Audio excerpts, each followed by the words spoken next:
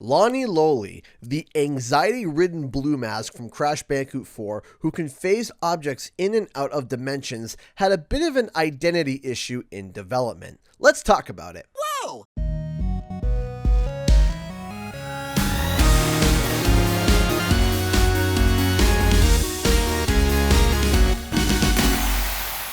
What's up guys, Canadian Guy here, and back with a brand new Crash Bandicoot 4 It's About Time video.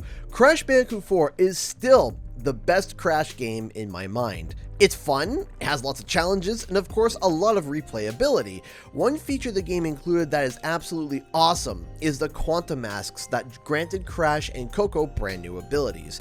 Akano, one of my favorite masks to use, has a quantum death spin that allows you to hover, destroy metal crates, and bounce projectiles back at enemies. Ika Ika, a gravity flipping mask that switches the flow of gravity for Crash and Coco. Kapunawa, who slows down time for the Bandicoots. And last, and certainly not least, we have Lani-Loli, the star of today's video, who phases objects in and out between realities. But there was always a question about Lani-Loli that I had, something that always confused me. See, when the game was announced and the website went live, there was a picture that was quickly taken down by Activision, but fans quickly grabbed before they did. It seems like a rough drawing of all the playable characters and the masks, except there was a bit of an odd mask in Lani-Loli's place. It was blue and pink and kinda odd looking, almost looking like Two-Face. However, from that day on, Toys for Bob, nor anyone else for that matter, spoke about this mask. That was until the new art book came out. The art book is chock full of amazing pieces of art, and I highly recommend it if you love art and Crash Bandicoot, especially Crash Bandicoot 4. I'll put an affiliate in the description below if you want to check it out. But as you get to the section about the masks, all three masks seem to have come together relatively well. There's a few different takes, but on the whole, they seem to have been finalized and ready relatively quickly. They all were approved only after a few iterations. But wait, there's only three masks here. Where's Lani-Loli? You turn the page and wow, there's a lot of takes on Lani-Loli. Nick Cole, one of the lead artists on the project, seemed to struggle with finding and pinning down a final design for Lani-Loli. Quote, "Phase shift was probably one of the biggest struggles of the project for me.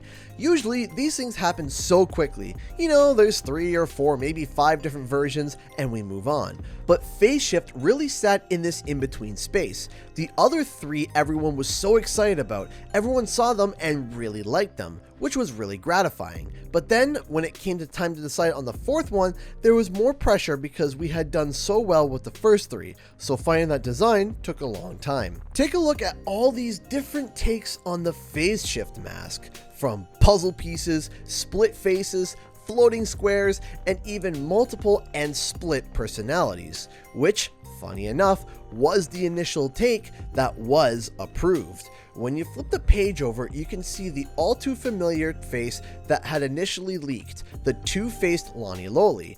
But what exactly happened to this design? Why didn't we see it in the final game?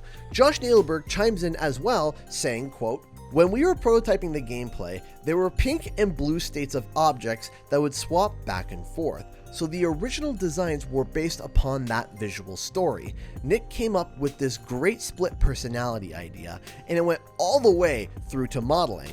As we refined the gameplay, we realized it felt better to have a blue out of phase state and a solid state. It was just a much clearer expression of the mechanic. So we went back to the drawing board and did an entirely new set of explorations before landing on the final design." So at one point, instead of there being a see-through blue platform and a solid platform like it is in the game today, it was pink and blue platforms. Here is a quick idea of what it might have looked like. Honestly, I am very happy they changed that, but just like Josh Nailberg said, because the pink element was completely removed, there was no point in having a split personality mask, so back to the drawing board they went. Now, there were only 2 blue colored versions of Lani-Loli outside of his final take, so I can assume that these were designs that may have passed the basic sketch stage as they were trying to figure out what design they wanted. We see the puzzle piece concept back again on this one, but simplified to only 3 pieces as a headdress. And then we see this elongated mask with multiple pieces floating off, kind of representing, I suppose, different platforms or different phases.